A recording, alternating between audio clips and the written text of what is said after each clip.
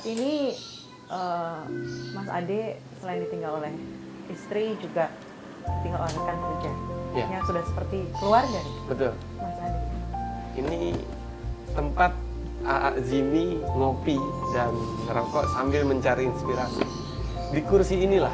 Jadi setiap kali kita mau off air, misalkan hari Sabtu off air di luar kota, dia itu dari Jumat pagi sudah di sini. Karena domisili dia kan di Cianjur kan. Jauh. Jadi Jumat pagi itu udah di sini. Keloneng-keloneng. Terus biasa, si Mbak udah paham, mau ngopi. Boleh kata dia. Jadi dia di sini buka YouTube sambil cari inspirasi. Dan yang belakangan 1 bulan sebelum kejadian itu selalu dia kan hobi banget nonton Naruto tadi. Naruto udah habis, sekarang beda. Yang dilihat itu ceramah. Video-video ceramah. Mas Ade lihat perbedaan AA Jimmy sebelum kejadian ini? Dia lebih banyak diam ya, Mbak. Kita seminggu sebelum kejadian, kita ada tur ke Malang. Kita memang nggak pakai pesawat, karena kita mau menikmati perjalanan, kita naik kereta. Itu luar biasa. Setiap kali mau ajak makan, ngopi, ataupun merokok, dia pasti ngajak. Ayo. Jalan tuh kita ke gerbong kafe, ada di kereta kan. Dia itu makan nambah. Nasi goreng dan bakso. Lu lapar katanya. Coba, iya nih katanya.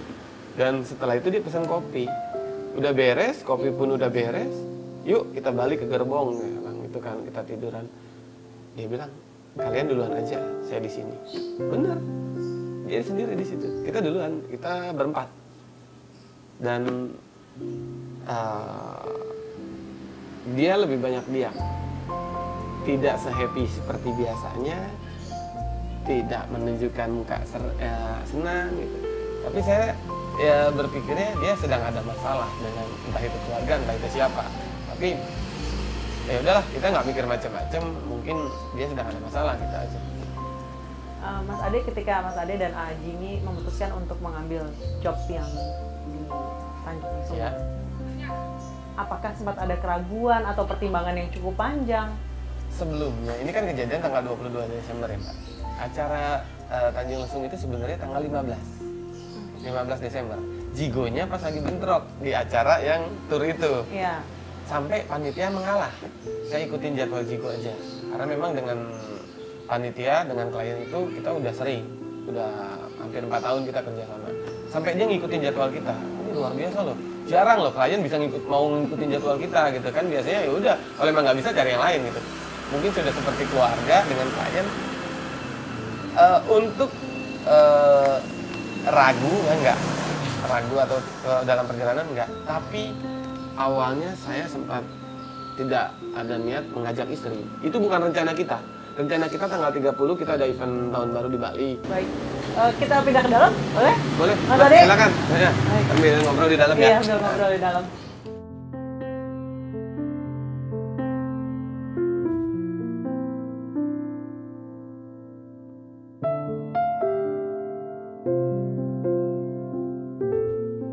Mas Ade, saat itu 22 Desember 2018. Ya. Bagaimana ceritanya? Kejadiannya kronologisnya seperti apa? Ya, Jigo itu memang sebagai MC ya. Sebenarnya MC-nya dari tanggal 21, kan acaranya 2 malam kan. Dan pada saat memang 22 itu ada bintang tamu, Seventeen. Malam Sabtu pun kita nggak ada firasat apa-apa. Semua kondisi alam pun semua bagus. Sempat bermain ya di pinggir pantai? Iya, sempat bermain itu sore. Sabtu pagi, 22 Desember pagi, kita sempat renang bareng di kolam renang. Sore kita main lagi ke pantai, sampai akhirnya saya... Tidak ada apa-apa? Nggak ada. Kita memang lihat posisi Gunung Anak Krakatau itu sudah ada asap keluar, namun kita tidak menyangka kalau itu erupsi. Gitu. Tapi saya berusaha meyakinkan bahwa itu bukan erupsi, bukan gangguan atau bagaimana. Dan maghrib kita beres-beres persiapan sholat, habis isya kita naik panggung 7:30. Jigo opening dengan musik humornya dan MC-nya 9:05 saya ingat itu saya sudah present Seventeen dan sudah closing gantung. Kita turun panggung, beres-beres di belakang panggung, saya copot wig, copot sorban di situ. Semua sudah beres, keyboard sudah turun, wireless sudah turun, beres. Istri saya datang bawa anak saya, mau nyuapin anak dulu, ayo udah siapin.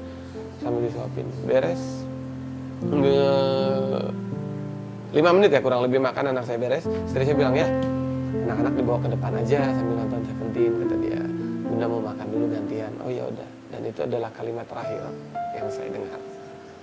Saya bawa yang kecil, Raffi, umur 2,5 tahun, samping panggung. Itu saya mondar-mandir aja samping panggung, bolak-balik sambil ngeliat Seventeen kan. Lagu pertama tuh Seventeen, penonton masih pada duduk.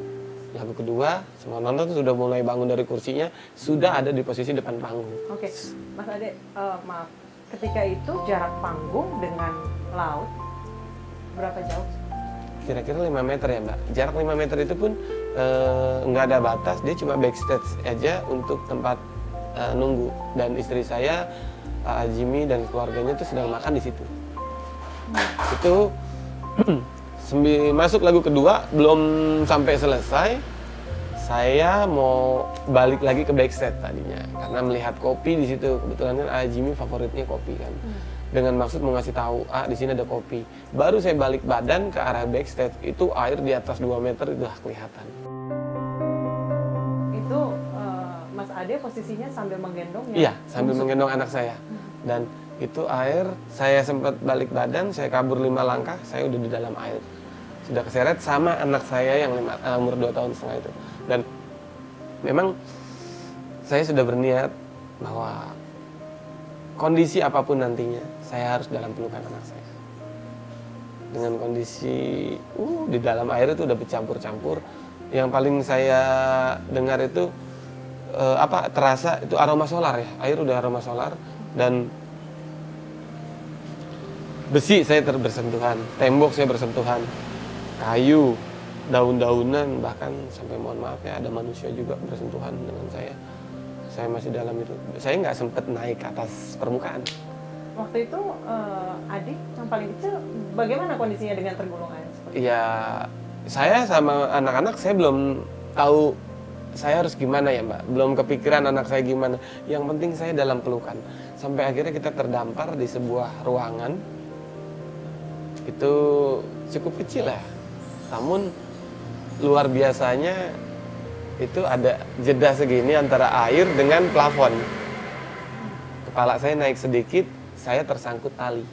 Ada tali melintas. Saya naik sama anak saya biarkan napas dulu, kena udara, dan saya ketuk-ketuk atas tuh. Saya nggak bisa ngetuk begini, tapi cuma tek-tek. Itu beton, tembok, beton. Selama 5 menit kurang lebih saya ada di ruangan itu, banyak kepala manusia yang saya lihat siluet-siluet gitu ngadep ke depan. Saat itu kondisinya gelap? Gelap, listrik sudah mati dari awal. Dan di situ saya merasakan keajaiban ya. Keajaibannya begini. Saya tidak mendengar orang kesakitan. Tidak mendengar orang nangis. Tidak mendengar orang minta tolong. Semua orang berdoa.